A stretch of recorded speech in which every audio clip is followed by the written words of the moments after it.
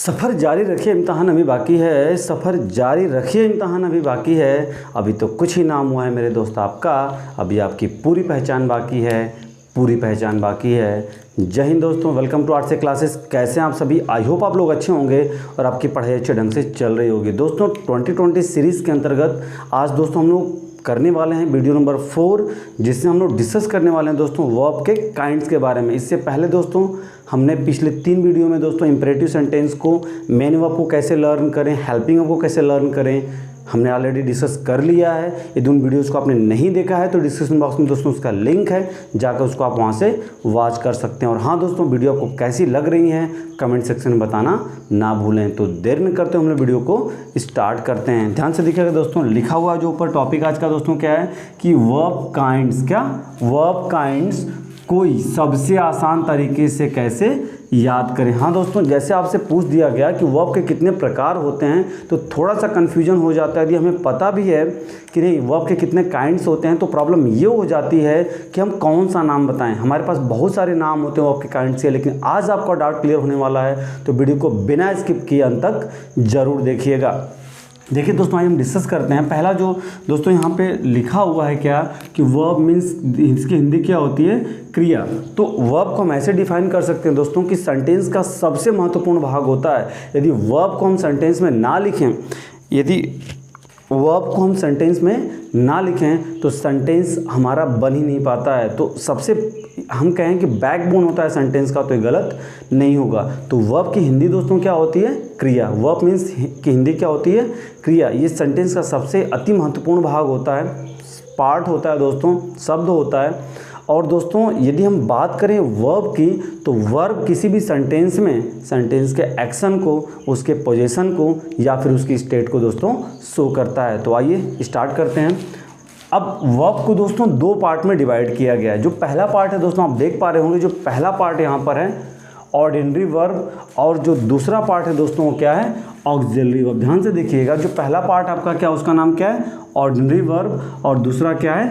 Auxiliary verb. यदि हम ordinary और ऑक्सिलरी वर्ब का नाम लेते हैं तो हो सकता है कि कितने स्टूडेंट के दिमाग में कन्फ्यूजन होगा कि ऑर्डिनरी वर्ब या ऑक्सिलरी वर्ब क्या हैं। लेकिन हाँ, यदि हम वहीं पे बोलते हैं मेन वर्ब और हेल्पिंग वर्ब, तो आप बचपन से पढ़ते आ रहे हैं मेन वर्ब और हेल्पिंग वर्ब, आसानी से आप समझ सकते हैं। तो आपकी जानकारी के लिए मैं बताना चाहूँगा कि जो ऑर्डिनरी वर्ब होता है उसी को हम कहते हैं मेन वर्ब, और जो ऑक्सिलरी वर्ब होता है उसी को हम कहते हैं helping verb. Main verb means मुख्य क्रिया और हेल्पिंग वर्ब मीन्स सहायक क्रिया। तो ऑर्डिनरी वर्ब या मेन वर्ब बोले, दोनों दोस्तों एक है।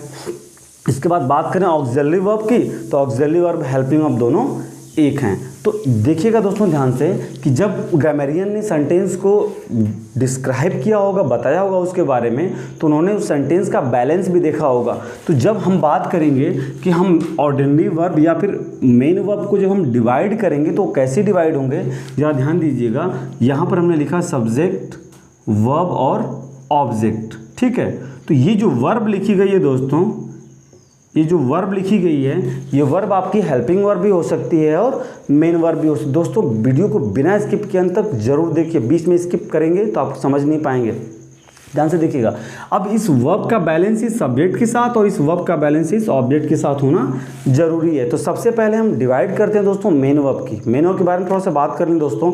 मेन वर्ब एक ऐसा वर्ब होता है जो सेंटेंस में अकेले भी यूज़ किया जाता है और हेल्पिंग वर्ब के साथ भी यूज़ किया जाता है।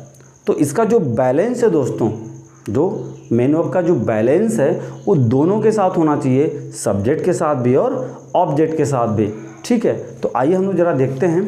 जब हमने यहाँ पे दोस्तों देखा जो मेन वर्ब को हमने, या फिर ऑर्डिनरी वर्ब जो हम बोल रहे हैं या फिर मेन वर्ब बोल रहे हैं जिसकी हिंदी क्या है?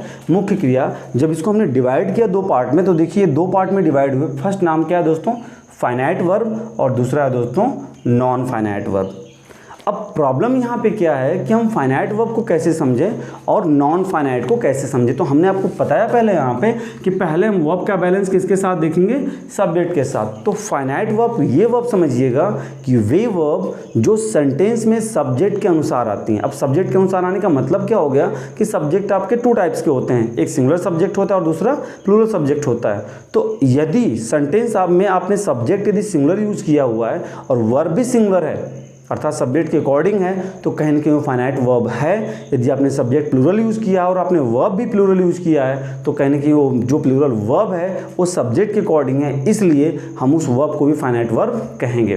कुल मिला के बाद दोस्तों ये समझ लीजिए कि यदि सब्जेक्ट जैसा है, यदि आपने वैसी क्रिया का यूज़ किया है तो उस क्रिया को हम क्या कहेंगे, फाइनाइट वर्ब। क्लियर होगी बात। इसके बाद क्या, ध्यान से देखिएगा, एक नाम क्या है, नॉन फाइनाइट वर्ब। क्या है, नॉन फाइनाइट वर्ब।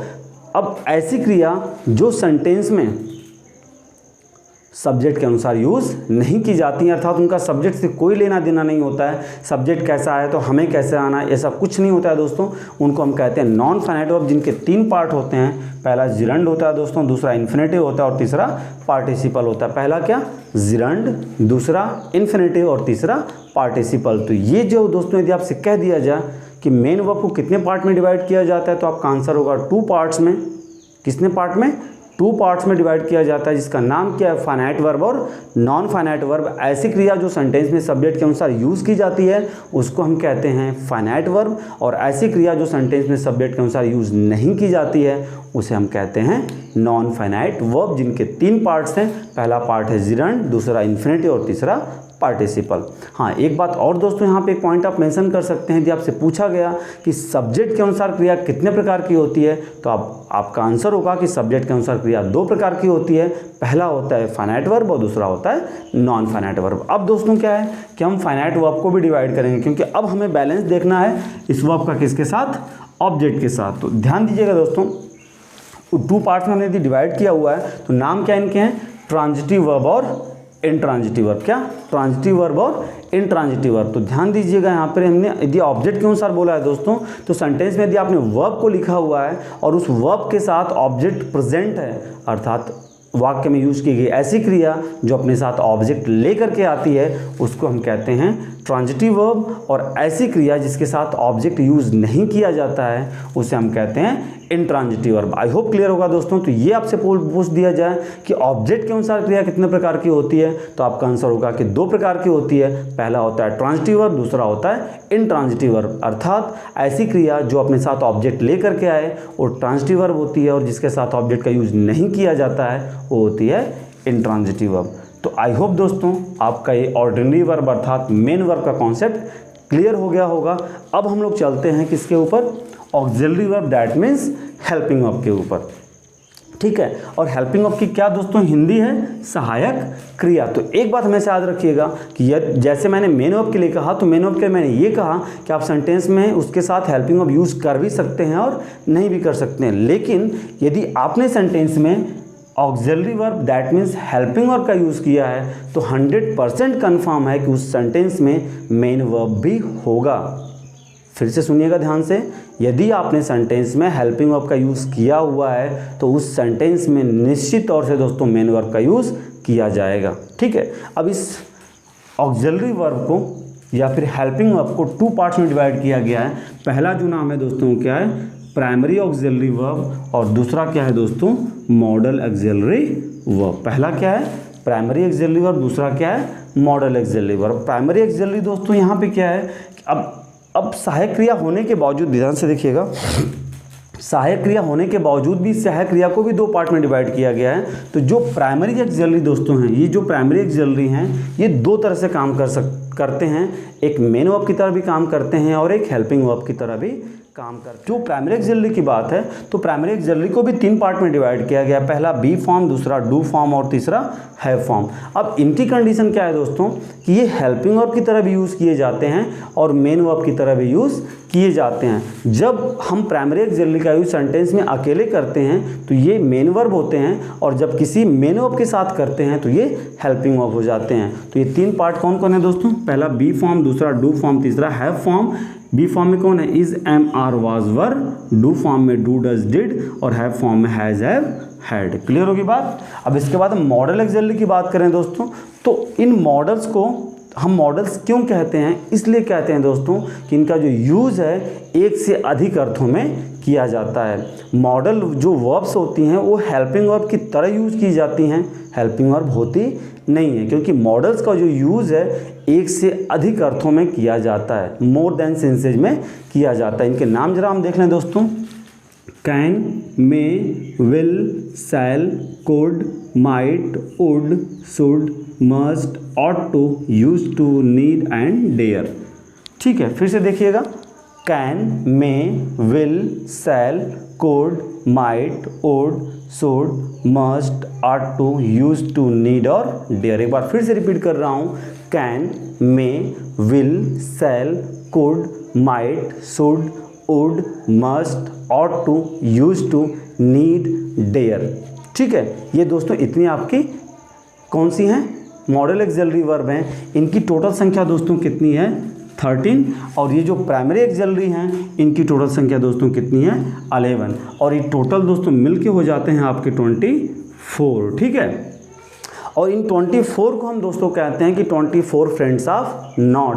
अर्थात ये जो हेल्पिंग वर्ब हैं, ये जो 24 आपकी प्राइमरी और मॉडल एक्सिलरी मिला करके जो ऑक्सिलरी वर्ब बन रही हैं दोस्तों, ये नॉट के मित्र होते हैं। अर्थात कहीं भी सेंटेंस में हम नॉट यूज़ करते हैं तो वहाँ पर कहीं ना कहीं प्राइमरी एक्सिलरी में से या फिर मॉडल एक्सिलरी में से किसी न किसी एक वर्ड का अर्थात एक ऑक्सिलरी वर्ब का यूज़ किया गया होता है। तो आई होप दोस्तों आपने इस वर्ब के काइंड्स को अच्छी प्रकार से समझ लिया होगा। आपके पास दोस्तों समय है, फटाफट आप इसका कॉपी कर लीजिए आप, या फिर आप इसका शॉर्ट स्क्रीन ले सकते हैं। दोस्तों आपने कॉपी कर लिया होगा या फिर आपने इसका शॉर्ट स्क्रीन भी ले लिया होगा और आपने इस सेशन को भी काफ़ी इन्जॉय किया होगा। दोस्तों मैं आपसे कहना चाहूँगा कि यदि आप वीडियो को देख रहे हैं और आपको कोई भी डाउट आ रहे हैं तो कमेंट सेक्शन में बताना ना भूलिए। और हाँ दोस्तों, वीडियो यदि आपको अच्छी लग रही है तो वीडियो को लाइक करने के साथ कमेंट सेक्शन में बताना ना भूलें कि आपको वीडियो कैसी लगी। और हाँ दोस्तों, वीडियो पसंद आए तो वीडियो को लाइक करिए, चैनल पर नए तो सब्सक्राइब करिए, बेल आइकन प्रेस करिए ताकि मेरे नए वीडियो का नोटिफिकेशन आपको मिलता रहे। और अधिक से अधिक अपने दोस्तों के बीच में शेयर करने का प्रयास करिए। मेरे सेकंड चैनल का जो लिंक है दोस्तों डिस्क्रिप्शन बॉक्स में गिवन है, वहाँ से उसको भी सब्सक्राइब करिए और अधिक से अधिक अपने दोस्तों के बीच में शेयर करने का प्रयास करिए। मिलते हैं नेक्स्ट वीडियो में एक धमाकेदार टॉपिक के साथ। तब तक अपना ध्यान रखिए, अच्छे से पढ़ाई करिए। जय हिंद, वंदे मातरम।